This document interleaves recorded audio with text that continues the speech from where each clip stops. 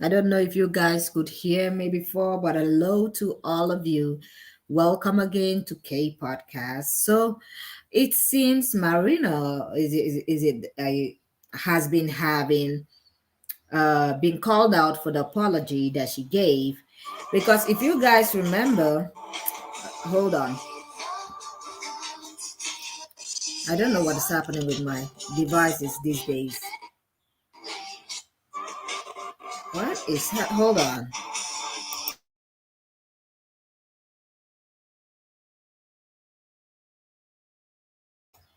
Okay, sorry for that. Welcome back.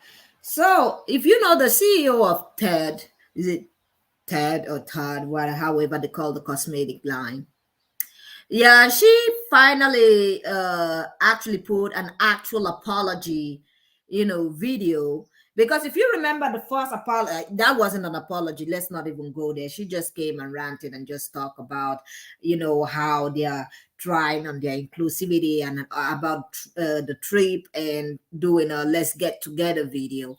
So since then, even the influencers that were like supporting her after she made that apologetic video had actually many of them had actually deleted their content, their commentary on that video. Hello, Sun and Sunflower. Hi, girl.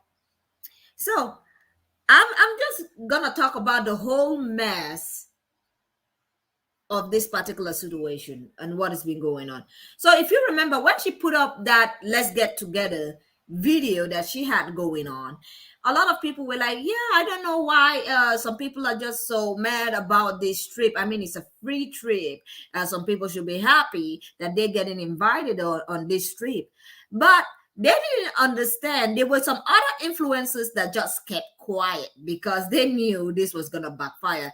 Because what she did, she didn't actually apologize. She just talked about how she worked so hard and how her crew worked so hard and literally dismissed this influencer. She didn't even talk about Bria. She didn't bring up Bria's name once. She didn't. It was like absolute gaslighting. Like we work so hard and all of that and all of this, never actually, confronting the situation and what had happened to that influencer. Instead, they doubled down and literally included other black influencers like is it Fantina, like I said before, and what is her name, Nick, Double Blazers. And instead of these two women, because at the end of the day, they became the one that were getting the backlash the most. The most of the backlash were literally put on them because also they did not mind their business. If I were to be them, even if you wanted to go on a take trip, I wouldn't go calling out another, black woman out and trying to, defend this company. I wouldn't. I would just go on the, trip that they gave me and did my thing and just mind my business. I wouldn't go out there trying to be a soldier for this company. Sorry. I would have just taken, if you wanted to take that trip, they wanted to take that trip, they could have just taken that trip and, and kept quiet and not say anything about Bria, but they decided to insert themselves in that particular conversation. So it backfired. It absolutely backfired. And Nick, I think Nick is the one getting the most out of this because, and well deserved so, because a lot of people are calling her out a lot. And a lot of people are also trying to consider that, Fantina, you know she is young, and I'm saying, you are, how old is she? Is it 22? I was 22 once, and I didn't act this way. I wonder why people try to infantilize grown-up people, because when I was 18 I was treated like a grown-up. When I was 20 I was treated like a grown-up. When I was 20, so this is the thing. When you're 20, you already know that you're grown up. You're trying to do grown-up stuff. So I'm not looking at Fantina with the eyes of a baby. She's old. She's old enough to understand that you do not do this, because even she and is it the Blazer girl, Nick, they've actually faced controversial topic before of some people being, terrible to them. because of what they look like. And the fact that they were throwing out that black, I'm a dark skin cat, I think that was the one thing that I was like, no, you do not get to do this to another person and then throw that cat around. And a lot of people are like, oh, she should have separated herself. See, sometimes you don't know somebody, but if those two could work together to literally bring talk that way about another dark skinned woman, that's just giving me birds of a feather. It's giving me birds of a feather. A lot of people that are out there trying to tell Fantina, you should have separated yourself from Blazer's girl, or what is her name, Nick. I'm like, you never know. You don't know this girl. And some people are like, oh, this is the beginning of her career. Maybe she making a mistake. See, if you're this way when you started, I've seen people starting and they were never this way.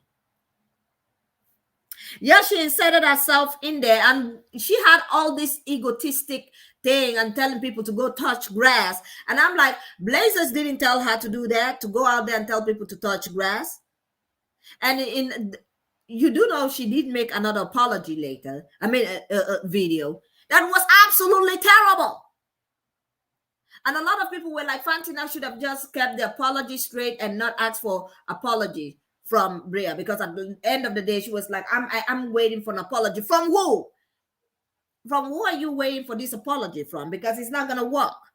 Now, back to, what is her name? The CEO of TED. With that gaslighting first video that she made talking about her crew work so hard. And some people were almost there trying to kiss the behind and saying, oh my God, the girl should have been just happy and grateful. At the end, when the fire really came, when people started talking, speaking up, a lot of people went back to that video. And a lot of the comments that I saw when I originally saw that video when it came out first, they retracted their words. Some people wrote an apology. Some people literally take down their comments. Like nobody want to be up there to be seen, especially influencers that are from the other community, the white community, the Caucasian community. They literally went back to the commentary where they were out there kissing the behind. They went back there, took down their comments, and be like, oh, okay, I think there is fire on the mountain now, so we're just gonna pull our commentary. Some people left an apology, and other people stopped speaking up. It got so worse that this woman had to make another apology, and this time she did the bizarre thing that is not really surprising to all of us. She took another woman's apology, writer apology, and then she literally made this video. So I'm gonna pull it up. I was trying to upload it here. I don't know what is happening to StreamYards. I think, but from now on forward, I might be using Discord because StreamYards is giving me a hell. It's actually giving me hell. And I was supposed to do this video already like 30 minutes ago. So let me pull up this video that she made on TikTok, and then I'm gonna pull up this other video, the actual writer actually calling her out and saying, like, girl, why are you using something that I wrote? Is it 2015? She said she wrote it. So and she just getting exposed. And I'm like, at least you could have asked somebody in your PR to write an original statement instead of you just going and ripping off somebody else's work. This is not looking good. Like the Tate controversial topic is not looking good. It's not looking good for what is the name? For Fantina, it's not looking good for, is it double blazers or triple blazers, which is called Nick? It's not looking good for, is it Maureen, the CEO of Tate? It's not looking good for her either. And I know that this is going to affect, especially the three dark skin ladies that are involved with this. It's gonna actually affect them. And I just hope that it gets better for Bria, because she did not deserve, that girl did not deserve what Fantina and Nick did. And yes, I am not gonna be babying Fantina. She's literally an adult. She's around 20, is it 22? They said, or 21. When I was at that age, I already knew I was an adult. I was not out yet being a fool. I was not out here playing. And some people really want a baby and be like, she's very young. Hey, I was young once. I was not out here doing foolish things. There are people that are around that age that are absolutely mature and they don't come out behaving that way. I'm just going to say it. I'm not going to be babying anybody. I'm not. If you're an adult, I was already that age. I know how I carried myself at that age. Maybe it's different for other people, but I'm not infantilizing her. She should be held accountable as much as Triple Blazers is. Everybody be held accountable for their actions. Everybody should be held accountable for their actions.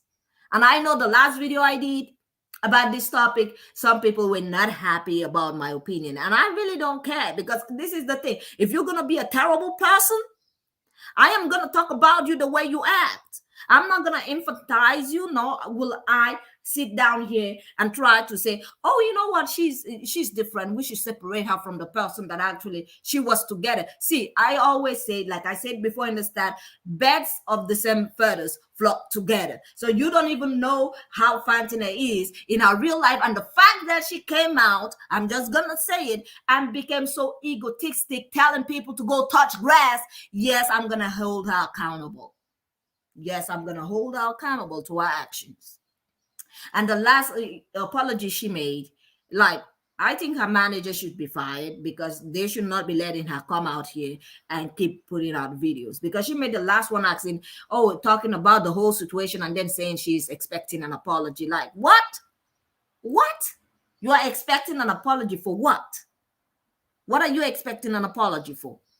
So, although Fantina and Triple Blazers are not the reason why I'm making this video, I'm making this video especially because of the CEO of Tarte and the fact that she got exposed for ripping someone else's work and using it in this particular conversation. This is exactly why I'm making this video. So let's just bring her up here in the video that she made, and then I'm gonna bring up the writer that actually called her out for ripping off her work. So let me go here. I wanted to address a mistake that I made recently. I take full responsibility for a TikTok video that I posted responding to claims by a respected and valued Tarte creator. It was about a recent Tarte event that was meant to be informative and conversational from me, but it definitely missed the mark. My choosing a lighthearted approach to a topic that deserved a serious response was definitely a wrong approach. I should have used this as an opportunity to address the unequal treatment of Black creators within beauty creator programs. My post came across as me not taking the issue seriously, and I'm really sorry for that.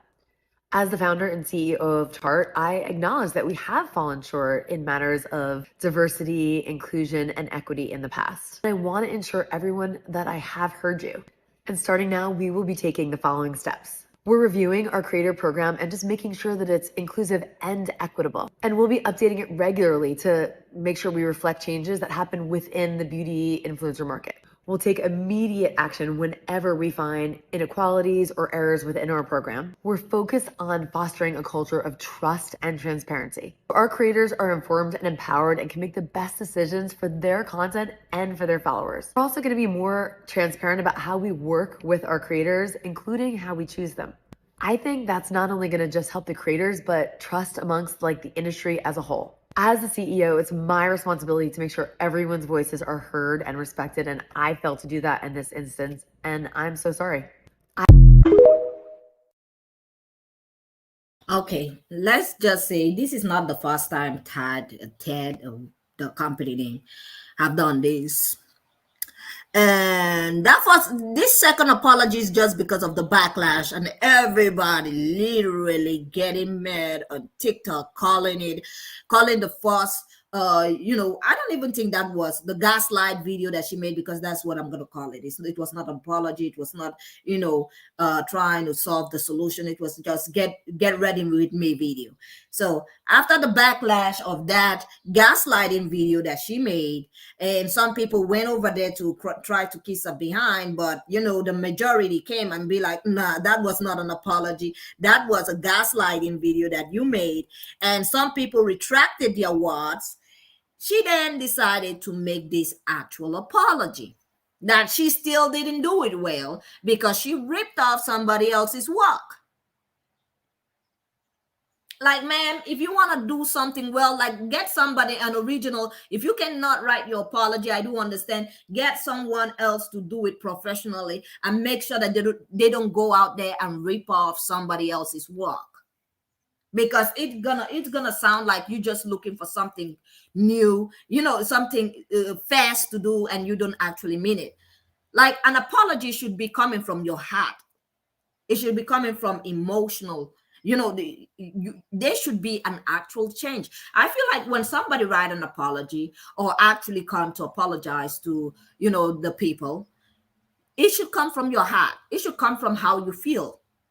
It should not be another person's work.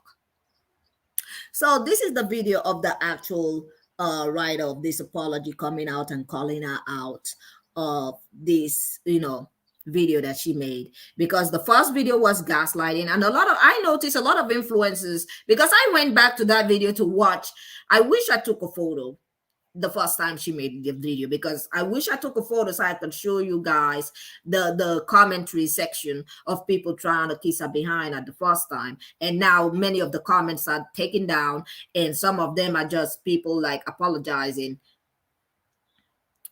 for supporting that gaslighting video that she made first before this one.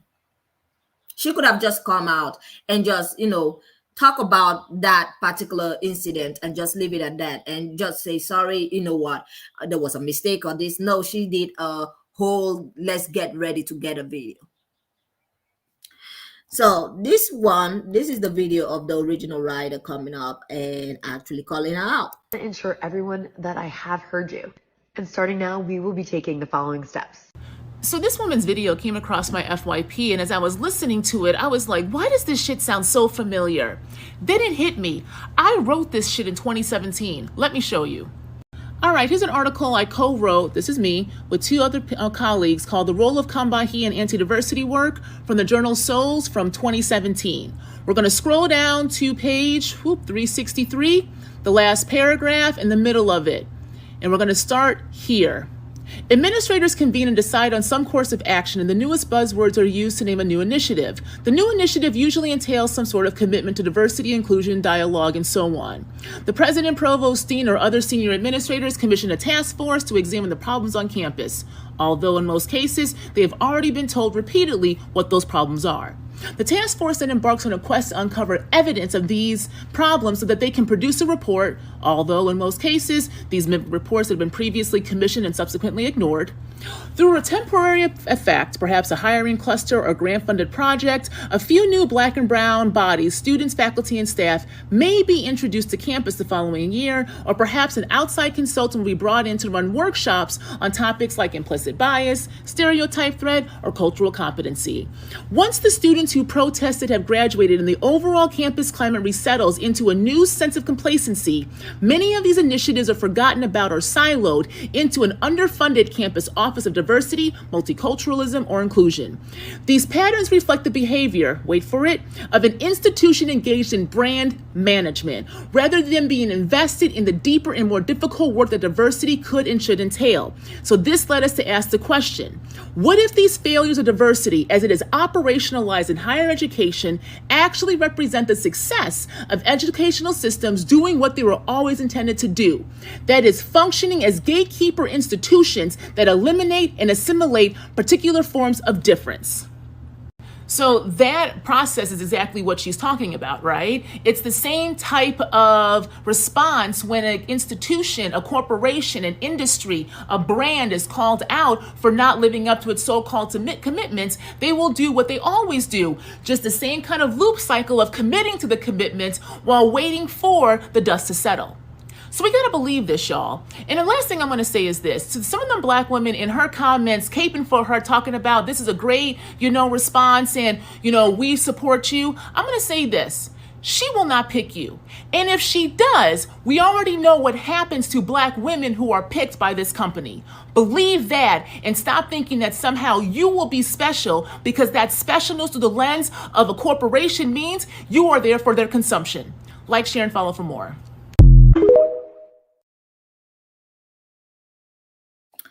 Well, you heard it from the horse's mouth. Yeah, like so, sometimes I'm gonna say this: our community be making when you look at our group, sometimes as people, some people be so embarrassing. They be going down there and embarrassing the whole collective. That's why I like to. I feel like that's why some other community thrive in individuality, because if you're gonna go over there and embarrass yourself, they would be like, no, that is just that person over there, that is not all of us. That's why when it comes to make it, actually putting your feet forward and actually expecting the whole group of people to be represented, this is what happens. You're gonna have some people that are gonna be embarrassing your whole group. And at some point, sometimes I just feel like individuality is better, because if you want to go out there and make a fool out of yourself, it should be you and your consequences. It shouldn't have to be all of us. No, you went out there and made that mess. You should be the one taking the consequences. I don't want to be attached to that. No, you did that. You keep it. Because I feel like if you're gonna go out there be messing around there, it's like the Prince Charles coronation that they had, and some Africans musicians went to the coronation and start singing. I saw some Africans, actually some countries in Africa, come out and called their musicians out. One of them being Tiwa Savage. I mean, the clothes she wore for the coronation was beautiful, but the thing is, hey, you don't know who you went up there to sing for, right? When I saw some African musicians up there, I'm like, damn, they be embarrassing us. Like the embarrassment, it be coming, and you be scratching your head like, this is why I feel like some people can't be saved, because that coronation, I'm not gonna lie, I actually didn't watch it, but when I saw some clips on TikTok of some musicians going out there and singing the music that is supposed to make your country and your nation great, you're going over there and singing it, and they were giving them bombastic side eye at that. I wish I had the video here. Some of them were giving bombastic side eye. You look at the side eye, they weren't even happy to see them there.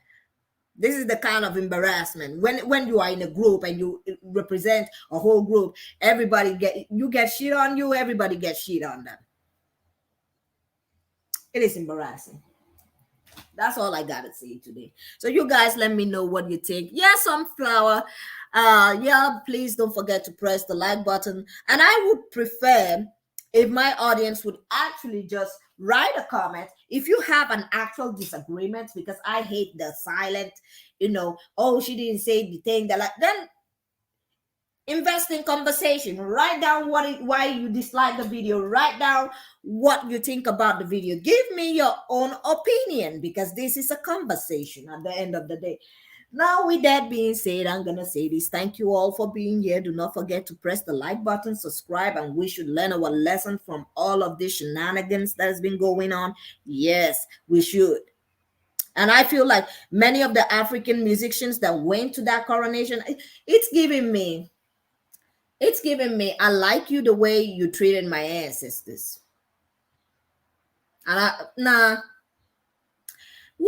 that coronation, I'm not gonna lie, actually got in my feelings. I was like, nah. It's like the same way many Africans, are totally invested in Christianity. I'm not there. I'm not that kind of person. So my own God, before you came, that's one thing I like about Indians, by the way. They took the British technology, they took the Caucasian technology, and they refused the religion. Look at how they are thriving. Many African countries took the religion and forgot about the technology. That's why we're still up there in the backseat. Yeah, still being treated worldwide like terribly, being discriminated against worldwide, because Black people won't respect themselves. I'm just gonna say that's why I don't deal with Christianity, because I'm like, you brought your God, so your God is doing all of these, and my God is supposed to be the evil one. Like, thank you very much, I'll pass. Now, with that being said, I'm gonna say this: let me know what you guys think in this particular video. Do not forget to press the like button, subscribe. Let me know what you think about this particular video, and And I will see you all in the next one. Have a great day and goodbye.